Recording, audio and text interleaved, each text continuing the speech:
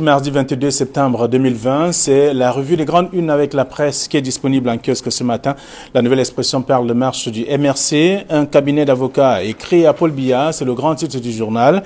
Le journal explique que depuis Amsterdam, ces avocats ont d'ailleurs anticipé sur l'arrestation de Kamto et des militants dans les rangs des marcheurs du mouvement pour la renaissance du Cameroun, en se constituant pour défendre leur cause devant les tribunaux camerounais. C'est à lire en page 3 du journal. Le journal parle également de tensions à Bafoussam avec l'incident qui a failli dégénérer. L'affiche d'une banderole appelant donc les populations à prendre les rues d'assaut a conduit justement à des vives échauffourées. C'est ce que le journal propose ici en page 2 du numéro de ce matin. Alors le même journal parle des marches du MRC. Yaoundé en alerte maximale. Renforcement de la sécurité dans certaines administrations militarisation en tout cas et consignes de sécurité sont entre autres dispositifs mis en place. C'est ce qu'on lit en page 4 du journal ce matin. On parle également de la crise à l'église évangélique du Cameroun. Les dissensions perdurent. Le groupe de pasteurs de la communauté Sawa s'oppose justement à la tenue d'un synode extraordinaire annoncé. On lit tout cela en page 7 de la nouvelle expression disponible en kiosque ce matin. Toujours dans la presse, on parle de mutation. Mutation qui parle donc de marche du mouvement pour la renaissance du Cameroun et alliés. Le jour dit, c'est le titre proposé par le tabloïd, simplement pour dire également ce matin que les villes de Yaoundé, Bafoussam et Douala sont donc sous haute sécurité. C'est le titre, ce sont là quelques explications données par le journal. Maurice Kamto s'arme juridiquement contre une éventuelle répression. C'est un dossier à lire de la page 5 à la page 9 du journal. En kiosque ce matin, c'est la grande une de mutation et toujours émergence. Émergence parle également de mardi 22 septembre 2020. Le jour dit, c'est le titre proposé par le journal. On parle de marche avec les larmes de Jacques Famindongo qui sont également assez contenus dans le même journal ce matin, toujours dans le quotidien Émergence. Le quotidien Le Jour parle de marche du 22 septembre, le jour le plus long, c'est le titre proposé par le journal pour dire que les mises en garde des autorités administratives et notamment du gouvernement n'ont pas fait plier le MRC qui maintient donc son appel à une manifestation publique ce jour. C'est dans le journal, en page 2 du quotidien Le Jour. Le Jour parle également de régional. L'UMS de Kwemo veut un report des élections. C'est dans le quotidien Le Jour de ce matin. Le Messager, pour sa part, parle des démarches du MRC et alliés. Voici donc le 22 septembre. C'est le titre proposé par le journal. Annoncé pour réclamer le départ de Paul Biya et notamment l'annulation des régionales, mais récusé donc par le gouvernement.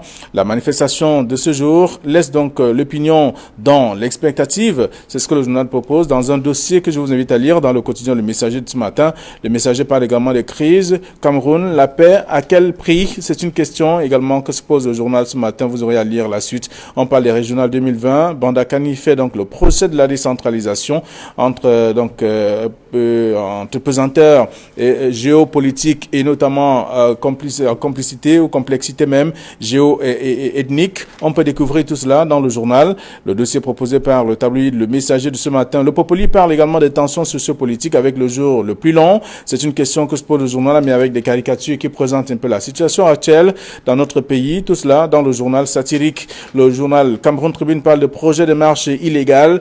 L'ordre sera donc assuré. C'est ce que propose le journal. C'est tout un dossier à lire de la page 2 à la page 3 du quotidien Cameroun Tribune. Le journal économique qui en kiosque s'intéresse à la créance, aux créances donc sociales avec la CNPS sous le poids des aérés. C'est un article à lire en page 2 du journal L'économie. Et puis le journal Diapason parle donc de ressources naturelles, misère des peuples autochtones. C'est le journal qui propose tout un dossier ce matin, page 12. On peut lire tout cela. Et puis Relais d'Afrique parle également d'engagement patriotique. Salomon Djamène, la trajectoire d'un leader atypique. C'est le journal qui le dit également. D'autres informations dans le numéro de ce matin. Le journal Forum Libre parle donc de des discriminations au sein de la préfectorale. Ces départements qui n'ont pas de fils à la tête d'une préfecture, c'est ce que le journal propose, avec un second titre également qui parle de comment Henri Eyebe Aïssi a été donc manipulé à la suite du litige foncier entre la CNPS et Tini Alexandre. C'est le dossier proposé par le journal également ce matin. Voilà ce que la presse nous propose et la suite avec nos invités déjà sur ce plateau. Camille, bonjour et bienvenue. Bonjour Flavien Valondongo. Bonjour téléspectateurs d'Equinox Télévision. Je me félicite ce matin d'avoir mon jeune confrère Batana qui est venu dépanner ce plateau parce que Donald Buskamgang est plutôt envoyé sur le terrain. Voilà. Bonjour Bernard. Bonjour Camille Nélé. Il n'est pas en dépannage, il peut venir quand il veut. Bonjour Flavien Ndongo. Je dis bonjour à tous les téléspectateurs de la revue de Grande Une. C'est toujours un plaisir d'être là pour parler des choses de la cité. Et justement, parler des choses de la cité, et avec la nouvelle expression ce matin qui parle de démarche, comme bien d'autres tabloïds, mais cette fois avec un cabinet d'avocats qui est écrit à Paul Biya. C'est ce que le journal propose en page 3. Oui, effectivement, Robert Amsterdam, c'est un avocat de renom, un avocat qui a 40 ans d'expérience, un avocat qui a défendu de grandes causes dans le monde, et un avocat dont le cabinet se trouve à Washington et à Londres, un avocat qui s'est constitué pour la défense du MRC et ses militants. Mais cela ne lui donne pas l'autorisation d'écrire à un chef d'État en fonction. Je pense qu'il s'est constitué comme avocat de Maurice Kamto et il devait s'arrêter là. Pourquoi est-ce qu'il a pris cette outrecuidance de parler à un président de la République en fonction? Qu'on l'aime ou qu'on ne l'aime pas, quand on a voté un président de la République, il devient le président de la République, de la Respublica, c'est-à-dire la chose commune. Et on doit le prendre tel quel. Aminiri, c'est la même lecture que vous faites? Moi j'ai une lecture beaucoup plus dégagée. C'est-à-dire que je m'étonne qu'un avocat, qu'on nous présente comme un très grand avocat international, encore que quand on nous affiche les noms des gens qu'il a défendus comme comment s'appelle le chef d'État asiatique là, qui avait été arrêté, conduit en prison, tout cela. Moi, je dis que les avocats, on peut toujours les constituer, mais pourquoi venir constituer un avocat avant une marche et dire que, bon, voilà, tu es avocat qui écrit au président de la République en le menaçant de le traduire, lui et son gouvernement, devant la Cour pénale internationale et devant le tribunal des Nations Unies. Moi, je pense que non seulement c'est incongru, mais ça démontre tout simplement qu'on est en train d'assister à une sorte de théâtralisation de la vie politique au Cameroun aujourd'hui, avec toutes sortes d'intervenants, plus ou moins périphériques, qui sont là pour mettre des choses qui n'ont pas beaucoup de sens dans la tête des Camerounais. Bon, on voit aujourd'hui un cabinet d'avocats écrit à Paul Biya. En qualité de quoi écrit à Paul Biya? Il écrit au nom de son client. Alors s'il écrit au nom de son client, ça veut dire que c'est son client qui l'a commis pour menacer Paul Biya. Donc moi je pense qu'il ne faut pas continuer à crétiniser les Camerounais avec ce genre d'informations et même ce genre de démarche. On dit que la marche est pacifique. Ok, la marche est programmée pour être pacifique. Alors maintenant voilà quelqu'un qui écrit en disant que bon, comme vos hommes sont déjà partout pour arrêter les gens, pour taper les gens, pour les brutaliser et peut-être même leur faire subir toutes sortes de machins, toutes sortes de tortures, nous vous mettons en garde. Alors vous mettez quelqu'un en garde avant qu'un événement se produise. Moi je pense que c'est légèrement incongru et ça ne constitue, c'est autant d'éléments qui continuent à mettre une pression en réalité qui est injustifiable au Cameroun aujourd'hui. Donc que ce Camerounais d'avocat prenne les devants pour écrire à Paul Biya, il est en train de lui écrire d'égal à égal. Si vous voulez, il aurait pu écrire aux avocats de la présidence de la République ou de l'État du Cameroun, mais s'adresser à Paul Biya en des termes aussi irrévérencieux, montre que vraiment la scène politique au Cameroun aujourd'hui se trouve dans la rue. Alors, donc c'est le titre de la nouvelle expression ce matin, un cabinet d'avocats écrit à Paul Biya. Vous avez donné votre avis sur le titre et sur le traitement qui est réservé. Et en même temps, on parle de Yaoundé, qui est donc en état d'alerte maximale, bien entendu. On voit bien à travers l'autre article proposé par le journal, renforcement de la sécurité dans certaines administrations et également la militarisation même et consignes de sécurité données également à certaines autorités. Alors, vous savez, Fabien Ndongo, il y a des termes qui ne m'arrangent pas.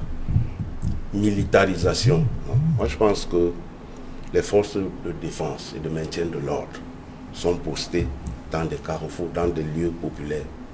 Et nous avons dit sur ce plateau que, oui, pour la démarche, mais il faut qu'elle soit encadrée par les forces de l'ordre et de défense. Moi, je crois que c'est normal. C'est normal. On n'est jamais plus en sécurité que devant qu'en présence des forces de maintien de l'ordre. C'est juste pour la circonstance qu'on les voit aussi nombreux. Oui, mais puisque la circonstance s'y prête. Il y a une marche qui est organisée. Il faut que la marche soit encadrée. Quand mon tribunal a d'ailleurs titré, un titre qui m'a beaucoup intéressé, l'ordre sera assuré. Mais si l'ordre sera assuré, donc que les gens marchent en toute sérénité. Moi, je pense que pas plus que cela. Un autre commentaire, militarisé, non. C'est les forces de maintien de l'ordre qui sont dans les lieux névralgiques, qui sont postés sur les lieux névralgiques, pour parer à tout débordement. Parce que l'essentiel ici, ce n'est pas la marche, mais c'est les débordements subséquents à une marche. Donc, si on peut prévoir ces débordements pour mieux les canaliser, tant mieux. Et tant mieux pour notre avancée démocratique. D'accord. Le mot militarisé, moi, ne me semble pas excessif. Vraiment, il y a des militaires, il y a des gendarmes, il y a des policiers, il y a les forces de défense un peu partout. Mais vous savez, ces forces de défense se sont autant déployées pour une raison simple. Une raison que moi, je pense qui est simple. Le jour du retour de M. Kamto d'Europe, on a vu ici à Douala une marée humaine de plusieurs milliers de personnes. Je dis plusieurs milliers de personnes. On ne sait pas à quel moment ces personnes se sont organisées, mais je vous assure que si ce jour-là, ça avait été une marche, aucune unité de forces de l'ordre n'aurait pu contenir tous ces gens-là. Parce qu'il est impossible de contenir 2000, 3000 personnes. Donc, les forces de maintien de l'ordre se sont dit que si c'est le même scénario qui va être appliqué aujourd'hui, ben, ça veut dire que les gens seront débordés, les forces de l'ordre seront débordées. Et il faut donc prévenir, prendre des dispositions avant le temps. Bon, est-ce qu'on parlera de peur ou d'inquiétude? Non, je dis de responsabilité, et surtout de mission. Vous savez, gouverner, c'est prévoir. Et bien maintenant, quand on prévoit, on se dit que ce qui se prépare, et surtout à la lecture de ce qui s'écrit dans les réseaux sociaux. Vous ne pouvez pas imaginer des choses horribles qui s'écrivent dans les réseaux sociaux. Et quand vous entrez dans l'esprit des personnes qui écrivent ces messages, vous vous dites que non, vraiment la marche d'aujourd'hui n'était pas destinée à être une marche tranquille. J'ai vu dans les réseaux sociaux quelqu'un qui a dit que le code de Ouazizi va sortir demain. Comme on marche là demain, le code de Ouazizi va sortir. Quand vous entendez l'autre qui écrit en disant que les domaines, les maisons des ministres, de policiers et des généraux, là, il faut les identifier tous. Si un seul coup de feu est tiré, on va brûler tout ça. Alors vous pensez que les forces de l'ordre peuvent être tranquilles ou elles peuvent être passives? Non. Moi, je pense que les dangers qui se profilent à l'horizon, véhiculés par les réseaux sociaux, ont donné la latitude aux forces de l'ordre de prendre des dispositions pour tuer dans l'œuf ce qui se préparait. Et en réalité, ce qui se préparait pouvait même dépasser la pensée de M. Kamto, à supposer que cette pensée fut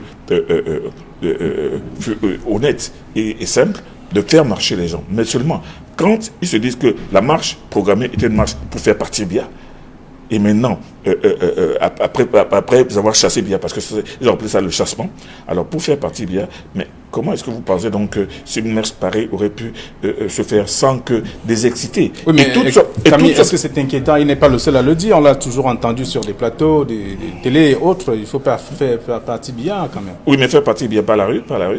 Faire partie Biya, mais quand vous dites faire partie Biya, c'est des populations qui descendent dans la rue. Et ces populations, quand elles descendent, celles qui sont devant sont peut-être honnêtes, mais il y en a plein d'autres derrière, des tirs au flanc, qui vont en profiter pour brûler des édifices, pour faire des casses. Et on ne sait jamais ce qui peut se passer dans une marche comme celle-là, de plusieurs milliers de personnes. Moi, je pense que c'est ce qui explique le fort dispositif de sécurité qu'on a déployé partout, parce qu'on a vu la première fois, on a vu comme échantillon, le jour du retour de M. Kamto de France, ce qu'on a vu à Douala, aucune force de police ne pouvait l'arrêter. Alors, on le voit bien donc en page 4 du journal La Nouvelle Expression, marche du MRC, Yaoundé en alerte maximale.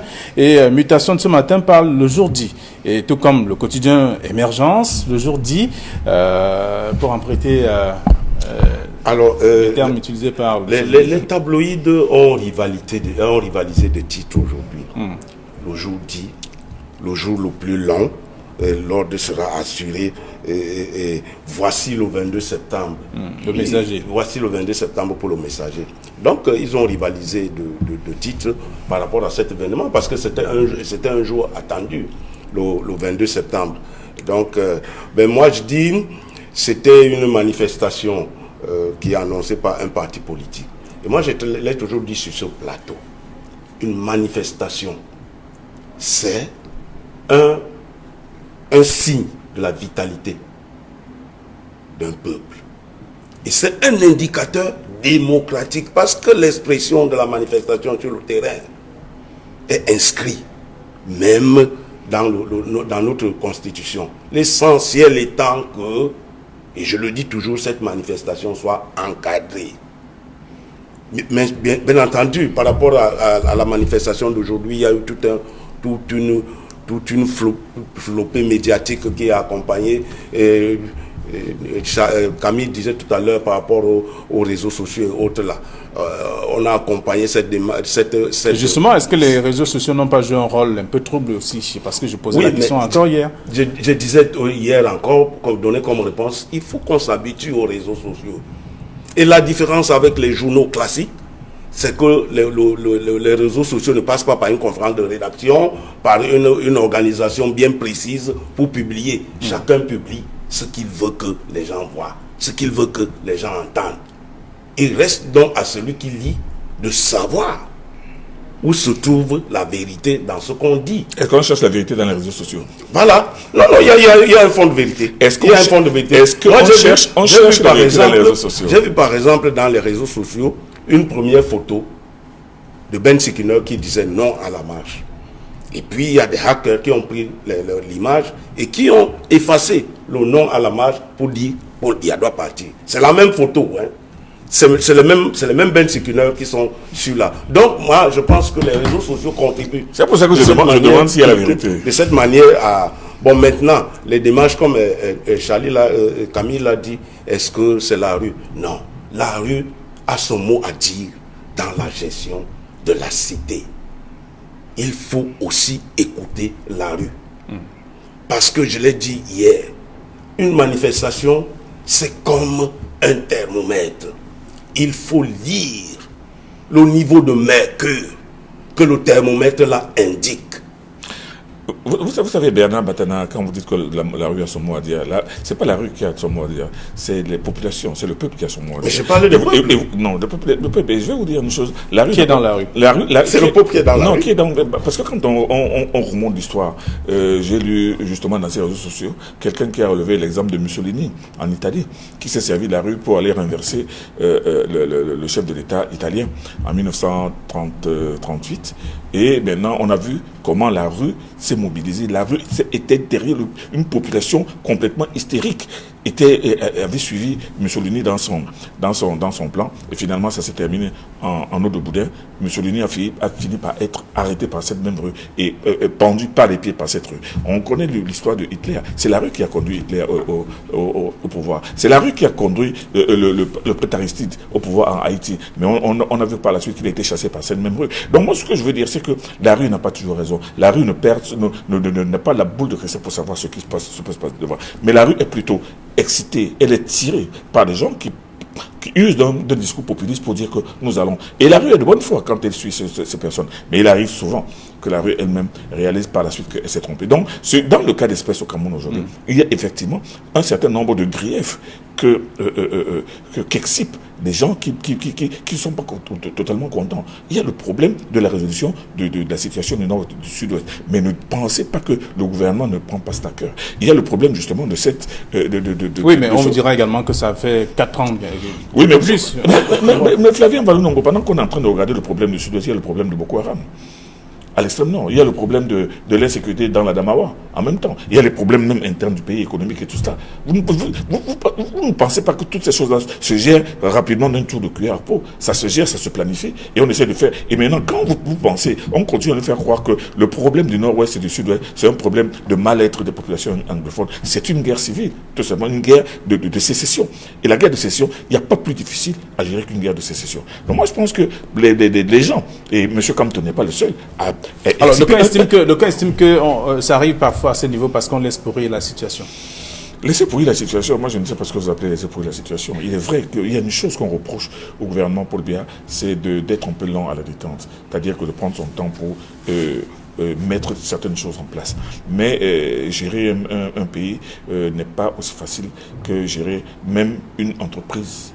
Parce que même gérer une entreprise, c'est pas facile non plus. Donc moi je pense que le Cameroun est un pays qui a des institutions qui vivent, même si tous les membres toutes les composantes de ces institutions ne sont pas entièrement responsabilisées, non pas l'entière responsabilité. C'est-à-dire qu'ils n'assument pas ce qu'on attend toujours d'eux et rapidement, mais il n'y a pas de pays parfait. Vous voyez que M. Macron a été démocratiquement élu dans son pays, mais vous avez vu la rue qui a fait des manifestations pendant des mois et des mois. Non. On ne peut pas dire que cette rue-là avait tort ou avait raison. Donc le problème des phénomènes de rue, c'est les problèmes que l'on retrouve partout. Alors Bernard n'est pas d'accord avec nous? Non, on est fixé à tort ou à raison sur cette histoire de renverser des institutions, de chasser le président de la République. Moi, je pense que c'est non, moi, c'est pas de ce côté que moi je regarde les choses. C'est pas ce côté que je regarde. Ce n'est pas ça. Le véritable problème. Nous sommes en République. Et les gens ont des récents... Ils ont quelque chose à dire. Mais il faut les écouter. Ils disent qu'ils descendent dans la rue. Mais écoutez-les. Je crois que c'est cela qui va nous faire évoluer. Parce que étouffer une marche ne résout pas le problème. Il faut écouter. Parce que le dialogue, l'écoute, c'est aussi quelque chose de fondamental dans un pays qui veut se construire, qui veut avoir des bases solides. On n'a pas dit que les institutions ne sont pas solides. Effectivement, c'est parce que ces institutions sont solides qu'il faut écouter le peuple, qu'il faut écouter les partis politiques. Parce que ces partis politiques concourent à la consolidation d'une démocratie. Il faut bien qu'un jour, qu'un parti politique dise non, pour qu'on sache. Parce qu'il y a des critiques constructives.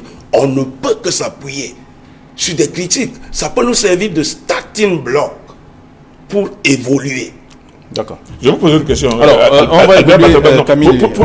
Pour terminer, Bernard, Flavien Vallon, je voulais demander, les gilets jaunes sont descendus dans la rue en France. Ils sont cassés. Qu'est-ce qui s'est passé? Est-ce qu'ils ont été entendus? Ils ont été écoutés? J'ai toujours des problèmes avec des comparaisons.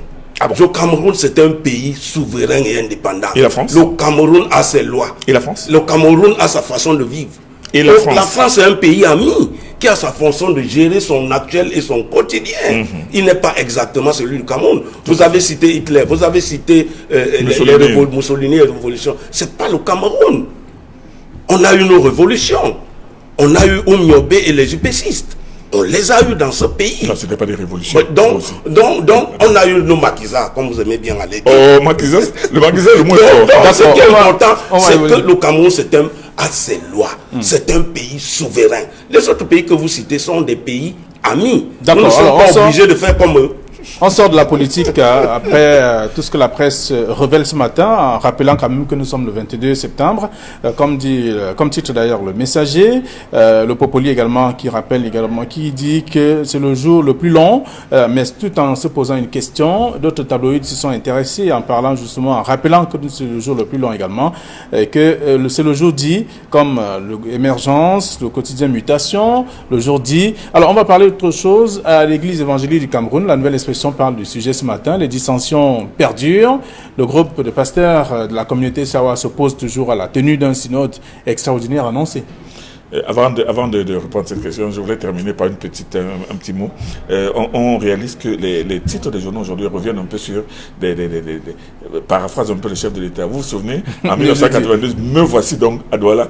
On dit que nous voici au 22, ou bien le jour du, avec la fameuse affaire. Bon, maintenant pour parler de l'église évangélique, vous savez, la crise qui secoue l'église évangélique depuis maintenant pratiquement 4 ou 5 ans, c'est une crise qui est partie de ce que les ressortissants de la communauté Sawa ont estimé qu'il y a une rupture dans le modus vivendi qui avait toujours été en marche au sein de cette église, à savoir que la communauté Bamileke commande aujourd'hui, la communauté de Bamoun demain, la communauté de Sawa demain.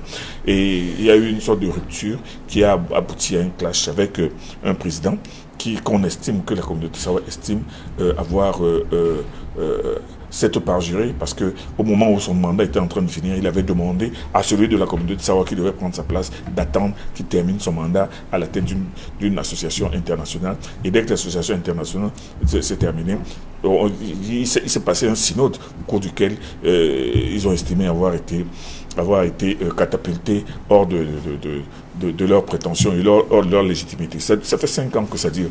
Pratiquement, on est arrivé. Alors, plusieurs rencontres ont été tenues quand même pour que peut permettre à ce que la paix revienne, mais jusque-là... Il y a eu plusieurs rencontres.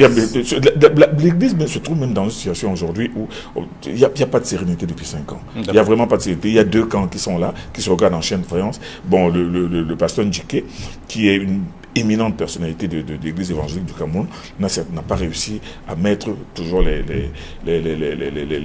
différents clans d'accord. Bon, on se retrouve aujourd'hui dans une situation telle qu'on va être obligé d'attendre la fin du mandat, mais en attendant la fin du mandat, il fallait bien qu'on remette les choses à plat, il fallait bien que tout le monde s'entende, il fallait bien que les gens se mettent d'accord et établissent un nouveau modus vivendi. Mais malheureusement, même le président en place n'est pas assez considérant. D'accord. Alors, moi, je me méfie des problèmes des églises là.